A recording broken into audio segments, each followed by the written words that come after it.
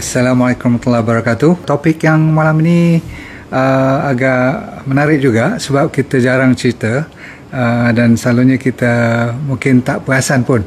Jadi malam ni kita akan cuba bagi tahu kepada anda sekalian ada 20 sebab utama ataupun kadang-kadang kita rasa macam dia tak betul benda tu. Contoh kalau saya cerita sekejap lagi, tak saya cakap banyak, kita cakap pasal tarik telinga pun cukup. Okey, dia boleh menyebabkan seseorang tu sampai boleh jadi pekak pun. Topik tadi agak setengah tu keliru sikit. Kenapa orang suka cakap kuat?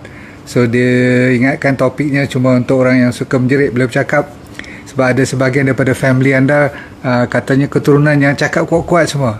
Tapi yang sebenarnya topik pada malam ini ialah 20 sebab kenapa you akan jadi pekak kalau tak jaga betul-betul, dan kenapa orang tu sampai kena menjerit. Okey, jadi jangan anda cakapkan semua sebagai keturunan saja, sebab Tuhan dah bagi ada beberapa range of sound yang body kita ni boleh terima. Dia panggil decibel, D-E-C-I-B-E-L. Maksudnya sound system tu yang kita dengar tu ada dia punya range dia punya julat, normal ke tak normal. Sebagai diagram sempat saya lukiskan sikit. Okey, ini katakan telinga kita, boleh nampak semua. Okey, ni telinga, ni sound system datang daripada sini, dia akan vibrate kat kawasan ni anak telinga ataupun dia panggil gegendang, eardrum lah. Okey, gendang telinga ni. Okey, lepas tu ada 3 tulang yang paling kecil dalam hidup kita, dalam badan kita. This is the lightest bone, yang paling ringan. Dalam seluruh badan kita. Tuhan bagi satu lagi kebesarannya, kebijaksanaannya, dengan 3 ni saja dia boleh bawa sound system tu. Tengok dia punya design itu. Study tengok ni, dia panggil Malleus Incus Stapes. 3 tulang ni kalau rosak nanti saya bagi tahu, dia pun boleh menyebabkan you boleh jadi hampir-hampir pekak, ataupun kalau tak betul juga nanti dia terus pekak juga. So nanti kalau saya kata ini bahagian middle, ni outer, you boleh faham kan, ni di luar, ni dipanggil pertengahan, middle tengah, yang ni di dalam, dia panggil inner ear. Yang ni lah tempat yang you kalau tak betul kawasan yang bulat-bulat ni, dia akan jadi terhuyung-hayang. You tak balance bila you berjalan berdiri, takut jatuh nanti. Dan ini tempat sound yang di-amplify kan. Sound system ni bila dia kena kawasan ni, dia pergi ke sini, dia akan di-amplify. Pernah dengar tak amplifier kan? Lepas tu belakang ni ada nerve lah, terus ke kita punya brain, otak kita, ada tempat yang untuk mendengar. Jadi bila saya kata ada rosak kat brain pun, kalau semua ni normal pun, kita kadang-kadang persepsi pendengaran tu boleh jadi rosak juga. Faham? Okey, itu sebagai mukadimah, dan you dapat idea lah sikit, supaya kalau saya kata apa-apa tak adalah nampak macam kat mana bahagian nak balance ni kan. Okey, kita mulakan dengan bisik dulu. Okey, katakan saya cakap macam tu. Okey, ni desibel berapa ni? Ni pun dah tinggi dah. Tapi kalau saya macam tu, itu desibel berapa tu? Itu kalau saya bagi tahu, itu dipanggil bisikan, dan you dengar bisikan, itu dipanggil 30 desibel. Okey, so lebih kurang manusia ni boleh dengar hampir kalau 20 tu bila you berjalan di mana, di dalam hutan. Katakan you dengar sikit-sikit belakang inilah macam pukulan angin ke apa-apa kan, sikit-sikit. Yang tu dipanggil lebih kurang 20 desibel. Boleh faham? Okey, jadi 30 bila isteri you bisik kat you, bang, nak tukar kereta bang, itu dah naik 40 kot. Tapi 30, 40 ke 60 adalah bicara biasa. Macam saya cakap dengan anda sekarang, lebih kurang 50, 60. Kalau saya tinggikan ke suara sikit, itu dipanggil lebih kurang 70. Tapi kalau saya jerit kuat-kuat, kalau saya cakap apa kau ni, itu dah orang panggil berapa, dah 90. Jadi bila orang marah, bila orang tengah tekan dia punya badan dia tu kan, dia orang kata apa, tak boleh kontrol, selalunya lebih kurang 90. Jadi kalau selalu you kat rumah ada 90 desibel, rasa hidup you tak tenang lah. Okay, malam ni nak kena bagi tahu satu family bawah pada 70. Okay, steady. Cakap macam biasa ni, macam saya cakap ni 60. Tapi kalau saya bagi lecture, kena 70 lah sikit, baru rasa sedap you dengar. Faham? Okey, tetapi kalau kapal terbang macam selalu kadang-kadang lalu kat atas bumbung kan, itu lebih kurang 120, 130, 140 masa dia tekan nak naik tu. Kalau you dengar masa dia nak naik tu, okey, atau masa dia nak mendarat, you dengar kat belakang kalau you duduk, memang 140, 150, memang boleh pecah anak telinga ni, faham? Okey, tapi yang penting ialah kalau you suka lagu heavy metal, lagu rock, okay, suka sangat, itu saja dah 120. Jadi orang, kalau ni lah anda sekalian lah, bukan orang, kita kena jaga family kita, betul tak? Kalau you tengok anak cucu kita dah mula main dengan rock music, kalau suka main drum yang sampai over kuat sangat tu, dia dah 110, 120. Kalau selalu sangat pun boleh jadi, orang Melayu panggil bengang lah kan. Dia mula dengan bengang, lepas tu dia boleh jadi half deaf, maksudnya setengah pekak, lepas tu akan terus jadi pekak. Okey, kat mana rosaknya? Antara luar jangan sangat lah. Okey, tapi ada bahan-bahan yang berlaku nanti kat luar, kalau dia block, you tak boleh dengar juga. Tapi selalunya bermula daripada anak telinga ataupun gendang telinga tu, eardrum. Dalam tu kalau rosak memang susah lah. Okey, terutama sekali sampai ke nerve nanti. Kalau bahagian saraf, ingat tak nak pergi ke brain tadi tu, kalau itu pun dah rosak, memang tak boleh reverse lagi dah. Kita mula dengan yang paling orang kadang-kadang salah hari bulan, iaitulah tahi telinga. Masalah tahi telinga ni, kalau you dah berumur sikit, kadang-kadang dia dah tak berapa lembut, kadang-kadang dia jadi keras, kat situ dia boleh block. Okey, dan ramai orang, termasuk saya sendiri, dulu saya tak tahu. Saya pun suka, zaman saya muda-muda dulu, saya suka cari, you tahu tak, kedai Cina dulu, kalau you pergi gunting rambut sampai tertidur, betul tak, dia ada tempat korek dia dengan besi tu, yang belakang tu ada cakuk sikit tu, ya Allah. Lepas tu dia ada dia punya macam pengepit dia pula kan, dia boleh cabut keluar. Jadi orang tua dulu sampai terlena keluar air liur punya sedap, dia main telinga you, betul tak? Itu sebenarnya bahaya. Zaman sekarang kita ambil apa, you ambil apa, cotton bud, betul tak? Apa tu dia panggil ni apa, cotton bud orang Melayu panggil apa, kapas lah kan, yang ada tempat pegang dia tu, so dua-dua belah. So you selalunya lepas mandi, wah shock betul tak? Kadang-kadang nampak tahi telinga tu keluar sekali dengan kapas tu, dalam kapas tu boleh tarik keluar, tapi sebenarnya salah. Kita sepatutnya orang-orang biasa yang tidak bermasalah, masih lagi okey, pendengaran okey, jangan cuba-cuba nak selalu sangat korek dan jolok. Sebab apa? Dari sudut fisiologi, dari sudut kalau you tengok design telinga kita, terowongnya tu, kalau you jolok dia kan, you tolak dia. Sebenarnya bulatan kapas tu cukup-cukup untuk masuk lubang telinga. Jadi you kalau salah hari bulan, you lagi tolak tahi telinga tu masuk ke dalam. So dari segi fitrahnya, dari segi biologinya, tahi telinga ni dia daripada dalam, dia keluar. Maksudnya dia daripada anak telinga tu diperbuat untuk protect, supaya dia kan ada wax kan, boleh bunuh bakteria dan sebagainya. Dia bila you berjalan atau you makan atau you bercakap, dia secara automatik lambat laun dia akan keluar sikit demi sikit. So yang kat luar tu tak apa kalau you nak cuci, tapi bukan yang betul-betul dah sampai ke anak telinga. Faham tu? Sebab tu kalau you dah mula jadi pekak atau tak berapa dengar disebabkan oleh tahi telinga, nasib you baik. Sebab apa? Doktor boleh ENT lah, ear, nose and throat punya specialist, ada caranya, dia boleh keluarkan. Okey, sama ada dia pakai suction ataupun dia pakai adalah dia kadang-kadang dia blow, okey, ataupun dia pakai tembak sikit nak bagi benda tu boleh ditarik keluar, dia boleh, no problem, benda yang simple sangat tu. Tapi itu kalau wax saja. Earwax berita baik lah. Kalau you macam orang kata buang-buang, hilang benda tu kan. Okey. Nombor 2 ialah kalau you ada masalah berlubang di bahagian gendang tu, sama ada terlalu kuat kena mercun ke, ataupun cucu you datang suddenly buat surprise nak bagi terkejut betul, terlalu kuat dia kat telinga you tu, you boleh nanti jadi pakak. Pasal apa? Berlubang sampai pecah anak telinga you. Jangan main-main. Okay? Of course kalau ada masalah bunyi yang lebih kuat, itu bahayalah kan. Okay? Seterusnya ialah orang yang boleh jadi masalah bila dia tak boleh dengar, Faham tak? Tadi saya kata kalau rosak pendengaran, dia tak boleh dengar 30 ke bawah. Bisik dia tak boleh dengar, kan? Dan selalunya orang yang pekak ni sampai 50 pun dia tak boleh dengar lagi. Kan saya kata 50 tu orang bercakap biasa, dia tak boleh dengar lagi. Dia boleh dengar cuma daripada 60 ke atas. Itu yang dia kena jerit. Pasal apa? Dia rasa dia tak dengar.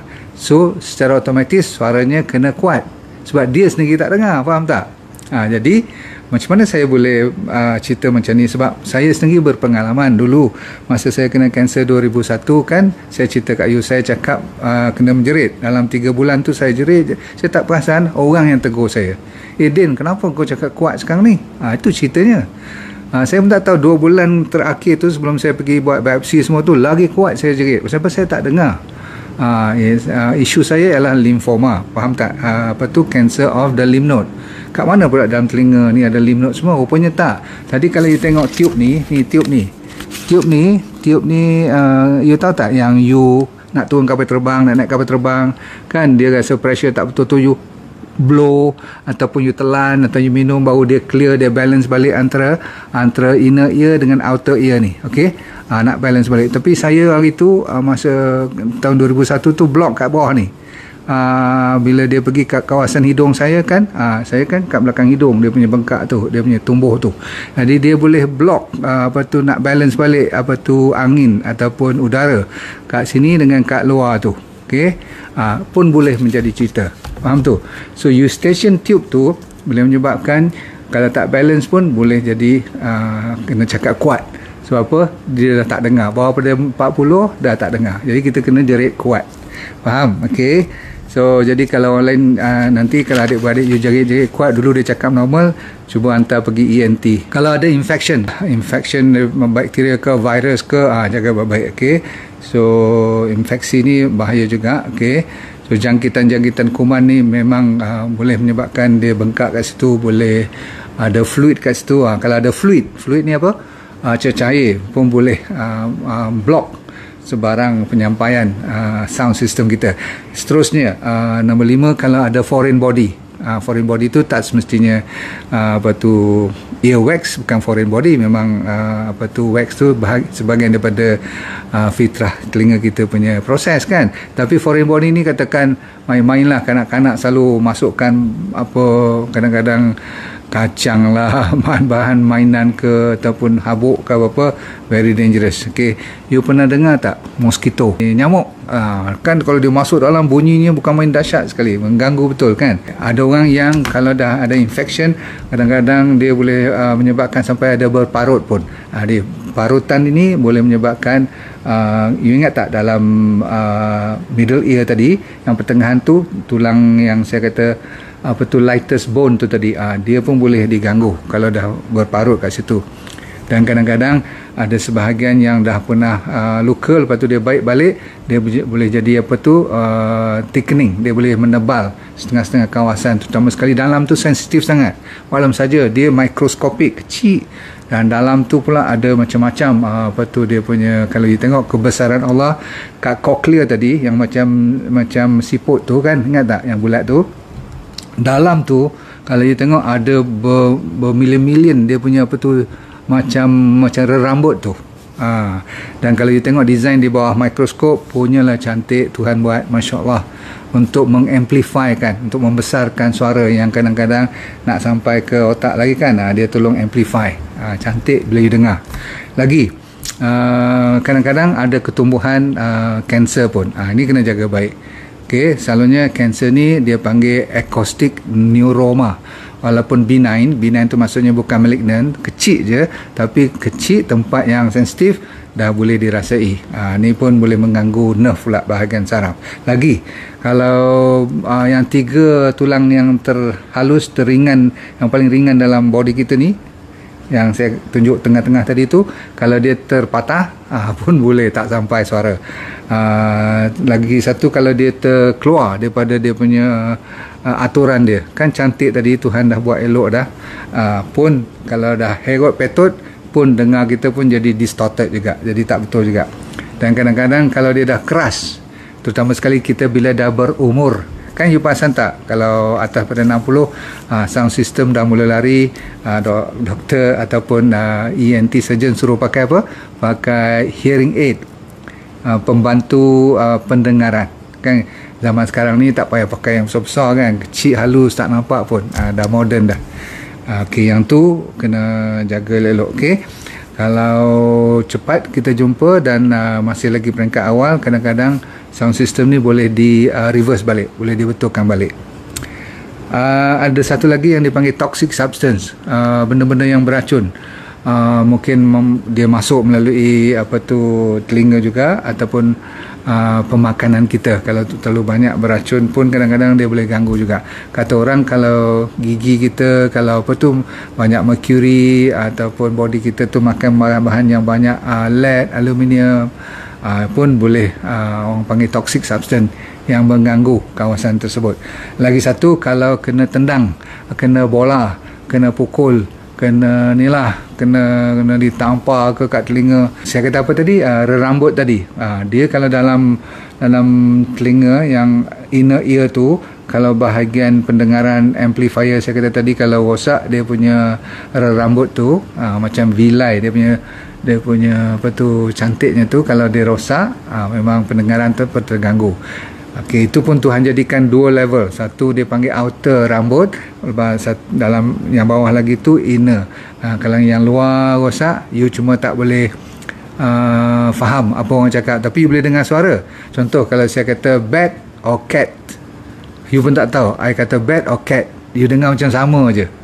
Jadi padahal cat dengan bat, BAD ataupun BAT pun tak apalah, bat atau cat, you pun pening kepala. Jadi sebab tu cakap you nanti jadi merapu juga, faham tak? Okey, dan itu petunjuk-petunjuk yang you akan jadi pekat nanti.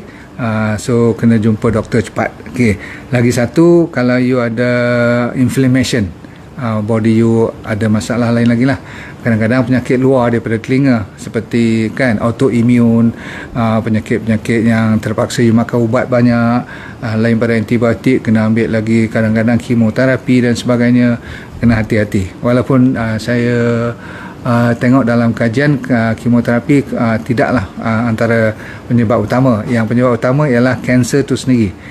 Kalau dia dah merebak dan dah pergi bahagian-bahagian yang berkenaan, bahaya sangat. Lagi satu, kalau you ada masalah otak sendiri, otak kita punya tempat untuk dia mendengar kan, dia panggil hearing punya sektor tu, kalau tempat mendengar tu pun dah rosak, orang yang ada stroke umpamanya pun bahaya juga. So kita habiskan cerita, kalau you pun sering sangat kena tonsil ataupun kena sinus, macam saya dulu kena lymphoma, pun boleh menyebabkan kita jadi pekak. Okey, tonsil bukanlah bermasalah besar. Kalau you buang tonsil tu, dia okey lah kan, cuma infection tu kena jaga betul-betul. Alright, kanak-kanak boleh kena tak? Pasti. Okey, sebab tu you kena tengok anak you kalau kecil, umur 2-3 tahun masih lagi tak boleh bercakap ataupun dia tak respon, tolong make sure dia ada buat hearing test. Faham tak? Dia orang kat audiology tu, dia boleh test lah pendengaran macam mana, semua ada cara dia. Ini kemahiran untuk orang bahagian pendengaran tu. Kita jangan melawak lah, sebab ini bukan kita boleh pakai home therapy semua. Ini bukan soal kita boleh buat secara alami. Make sure kita cek dengan pakar yang betul. Itulah tujuan saya cerita pada anda sekalian, supaya daripada kecil sampai dewasa, ataupun orang yang dah memang tempat kerja pembising sangat, selalu sangat berdepan dengan kebisingan yang teruk sangat, enjin kereta dan sebagainya itu, tolong pastikan you pakai hearing aid yang terbaik. Okey, salam hormat, dan saya ingin habiskan dengan dua perkataan, let go and feel good. Daripada sekarang saya nak hafal perkataan ni supaya dia jadi sedikit macam tagline kita, sebab ramai orang masih lagi sedih, masih lagi rasa macam down. So saya nasihatkan you to let go and feel good all the time. Assalamualaikum warahmatullahi wabarakatuh. Bye.